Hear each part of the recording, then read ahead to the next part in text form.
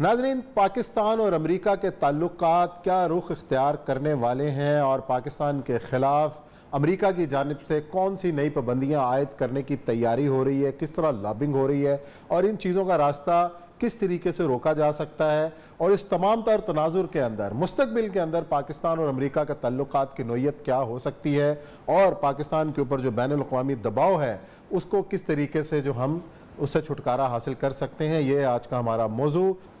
देखिए, पाकिस्तान पहली दफा एक ऐसे फिक्स में आया है कि पाकिस्तान को फैसला करना पड़ेगा इधर या इधर। 3 मई 1950 में जब लियाकत अली खान साहब वहां पर गए थे और उनका बहुत शानदार इस्तकबाल हुआ था, तो उस वक्त से लेके अब तक अमेरिका के हमारे तल्लुकात ऊपर नीचे रहे हैं। उसकी बेवफाइयों के बावजूद भी हम साथ चलते रहे हैं। 78.3 बिलियन डॉलर जो हैं, अरब रुपए डॉलर जो हैं, इसकी इमदाद हमको मिली है। ये कभी अच्छी रही, कभी बुरी रही, कभी कुछ ये चलता रहा हमारे साथ ये। और इसमें सबसे बड़ी बात यह है कि इसमें से 1% जो था वो डेवलपमेंट के लिए देते थे और बाकी जितने थे वो मिलिट्री की थी। और कहा जाता था असला भी हमारा खरीदो, फलां भी हमारा खरीदो। यहाँ तक के अगर 1% में से गंदम हमने खरीदी थी PL 480 की, तो वो भी अमेरिका से खरीद के आती थी। और शाह साहब लिखते हैं कि वो ऊँट गाड़ियों में डाल के हम ऊँटों के गले में थैंक यू अमेरिका की पर्चियाँ लटकाई होती थी। ये हालत थी हमारी। फिर उसके बाद अचानक जब हमारे सूरत हाल ये हुई कि जब हम उसमें चले गए, तो जब गुलाम मोहम्मद ने असेंबली तोड़ी, तो मोहम्मद अली बोगरा जो कि उनका खास आदमी था, जो कि अमेरिका में पाकिस्तान का एम्बेसडर था, उसको बुला के यहाँ 2 साल बिठाया गया और वजीर आजम लगाया गया। सही। और इतना ट्रस्टवर्दी था अमेरिका का कि जब अयूब खान की वजारत बनी तो वो वजीर आजम जो है वजीर खारजा बन के उसके अंदर बैठा रहा ताकि अमेरिका नेक्सस ना खराब हो जाए। 1965 की पहली दफा हमारा मसला हुआ। हमारी भारत से जंग शुरू हुई तो अमेरिका ने हमारे पर पाबंदियां लगाई। नंबर 1 पाबंदी ये लगाई economic sanction, number 2 military equipment sanction. और उसके बाद आप देखें कि हमें कहा गया कि तुम ऐसा नहीं करोगे आइंदा किसी तौर पर, क्योंकि हमने तुम्हें पैसे दिए थे कम्युनिस्टों से लड़ने के लिए, इंडिया से लड़ने के लिए। फिर हमारा तल्लुकात फिर शुरू हो गए, सारा कुछ होता रहा। 71 की वॉर के अंदर हमने इनको चीन से मिलाया, कैसेंजर को चोरी हमने वहां से मिलाया। फरवरी में उनकी एग्रीमेंट होने वाला था। वो चाहते थे कि बांग्लादेश के इलाके में चीन की हेजेमनी बन जाए।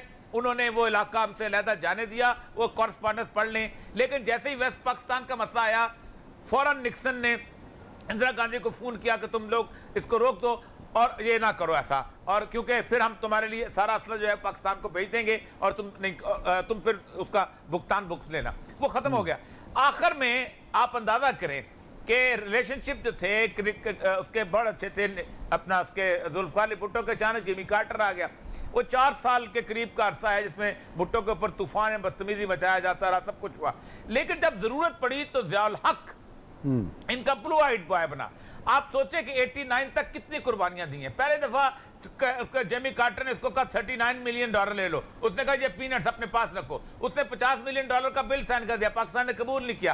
फिर जब रेगन आया $3.8 बिलियन का, फिर उन्होंने किया, पाकिस्तान ने एग्री कर लिया।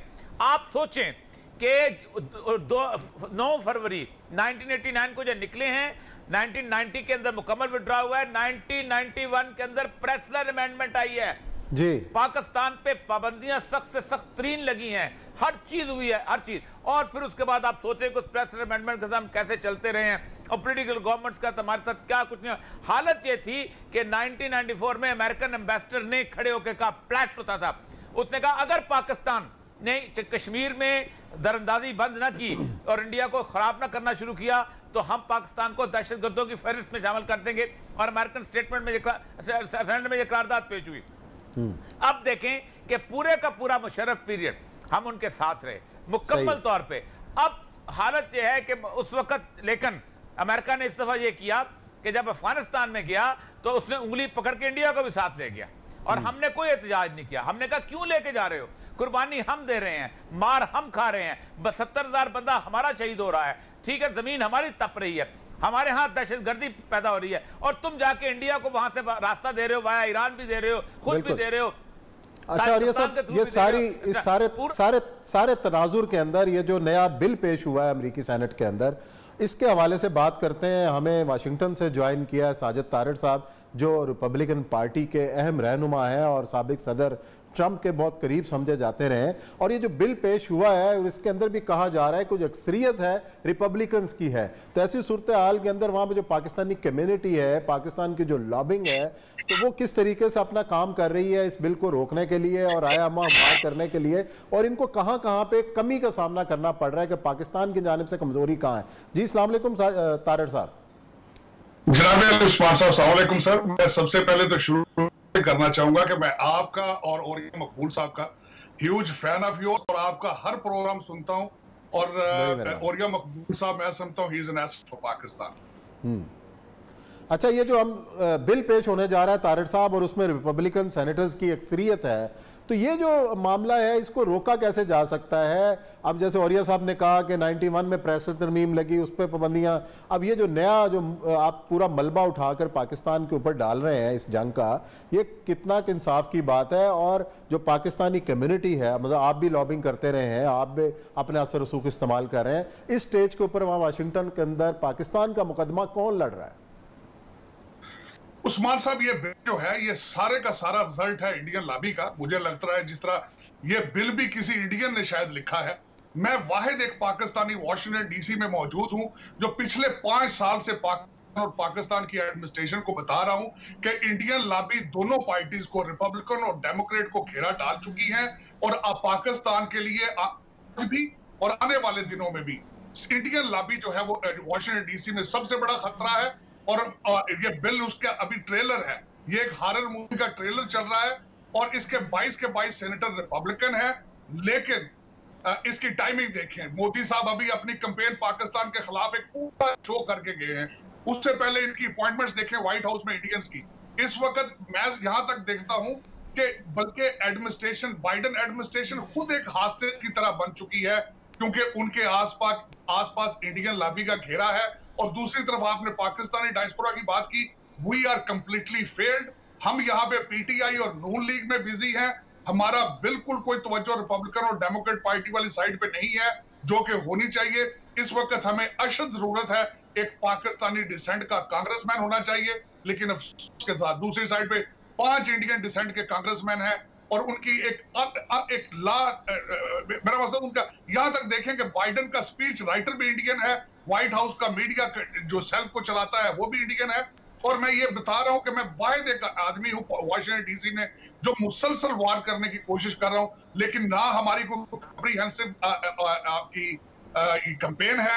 खान साहब को न्यूयॉर्क में आना चाहिए था, एक बहुत बड़ी अपॉर्चुनिटी थी नेटवर्किंग की, अपना केस बयान करना चाहिए था इस बड़े क्रिटिकल टाइम में। इस वक्त इस चीज की अशद जरूरत है। मैं यहाँ बिल्कुल, आपने जिस तरह ओरिया साहब ने फरमाया, मैं इनकी हर चीज से एग्री कर रहा हूं, लेकिन अफसोस की बात है कि हमने आज तक कभी कोई डिप्लोमेसी पे तवज्जो नहीं दी। हम एडवोकेसी में फेल रहे हैं। आपने इतना कुछ किया, पाकिस्तान ने अमेरिका के लिए बहुत कुछ किया। दोहा, तालिबान को दोहा में बिठाने वाले पाकिस्तानी। अच्छा साजिद तारिड़ साहब, आप हमारे साथ ही मौजूद हैं। हमें रिपब्लिकन जो अपना पार्टी है बाइडेन साहब की, उसके अहम रहनुमा ताहिर जावेद साहब, और ह्यूस्टन से उन्होंने हमें ज्वाइन किया है और पाकिस्तान के लिए बड़ा काम किया है ताहिर जावेद साहब ने। और इस मरले के ऊपर ताहिर जावेद साहब और उनके साथी इस बिल को रोकने के लिए क्या किरदार अदा कर रहे हैं, ये उन्हीं से पूछते हैं। अस्सलाम वालेकुम ताहिर साहब। जी साहब, जनाब ताहिर साहब बताइएगा, अभी तारिड़ साहब भी हमें बता रहे थे कि हमें लॉबिंग की सख्त जरूरत है, इस बिल का रास्ता कि बाइडेन साहब के इर्द गिर्द इंडियन लॉबी का पूरा घेरा है, तो हम किधर हैं? देखें जी, ये जो बिल है, अगर आप इस बिल की बात करते हैं तो ये बिल 20 या 21 रिपब्लिकन सेनेटर्स ने ये बिल डाला है। ये बायपार्टिजन बिल नहीं है। इसके अंदर एक भी डेमोक्रेट सेनेटर ने इनके साथ अग्री नहीं किया, तो उसको होस्ट नहीं किया। तो जब एक साइड, वन साइडेड बिल आता है, रिगार्डलेस उसके अंदर क्या लिखा हुआ है, this is just a piece of paper sitting on a table, उसको फाइल कर दिया है, ये कहीं कमेटी में नहीं जाएगा, इसके ऊपर कोई डिस्कशन नहीं होगी until unless they find one Democrat senator. अब रहेगी बात, इसको इस तरह, इसको दूसरी तरह अगर आप इंटरप्रेट करें तो मौजूदा एडमिनिस्ट्रेशन की हमायत इस बिल को हासिल नहीं है, तो उसकी क्या वैल्यू होगी उस बिल की जिसके अंदर मौजूदा एडमिनिस्ट्रेशन, जैसे आपके पाकिस्तान के मीडिया में सुना जा रहा है कि अमेरिका पाबंदियां लगाने जा रहा है। अमेरिका क्या है? अमेरिका तो मौजूदा एडमिनिस्ट्रेशन है। मौजूदा एडमिनिस्ट्रेशन ने इसके साथ एक 50 सेनेटर्स में से एक ने भी इनके साथ अग्री नहीं किया, तो मौजूदा जो एडमिनिस्ट्रेशन है उसकी इस बिल को हमायत हासिल नहीं है। ये होगी पहली बात। दूसरी, इस बिल के अंदर जो भी वो चीजें मांग रहे हैं, बेसिकली वो इंक्वायरी की बात कर रहे हैं।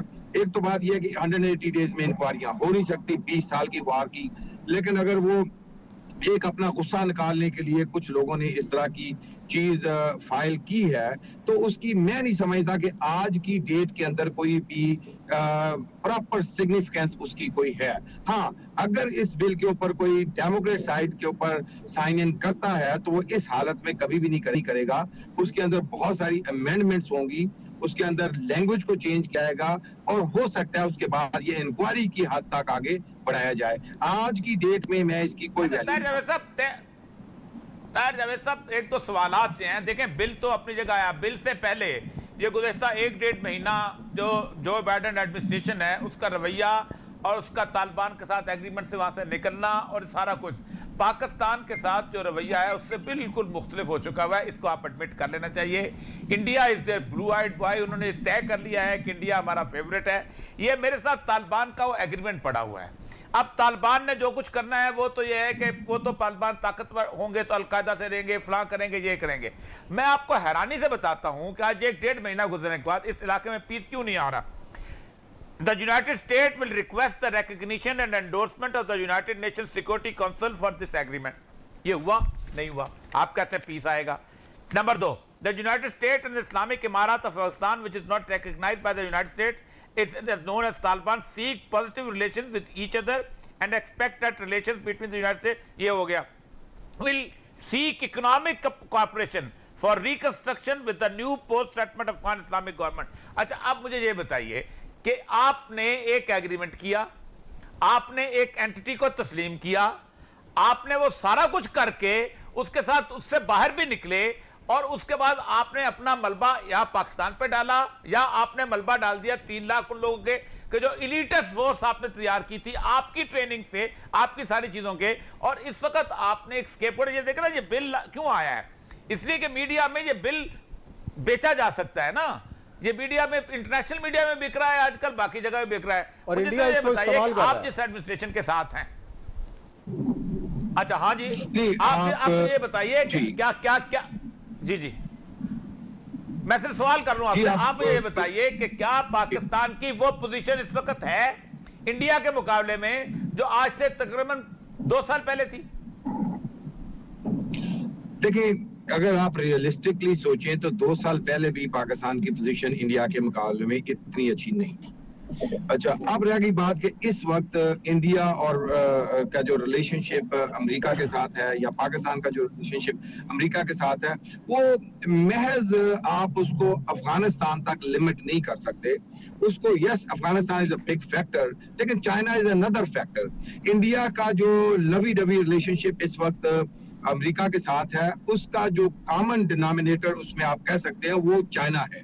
उसके अंदर अफगानिस्तान के अंदर इंडिया को कोई एज नहीं मिली। इंडिया को तो मिसाल है कि India did not perform. India तो उन मुल्कों में से है जिसने ये जो 3 लाख की फौज को ट्रेन करने के अंदर उनका भी हाथ था, जो 2 घंटे के अंदर तितर बितर हो गई। तो आई डोंट थिंक कि उनको यहाँ से कोई एडवांटेज मिला है, लेकिन बिकॉज ऑफ चाइना उनको एक एज मिलती है।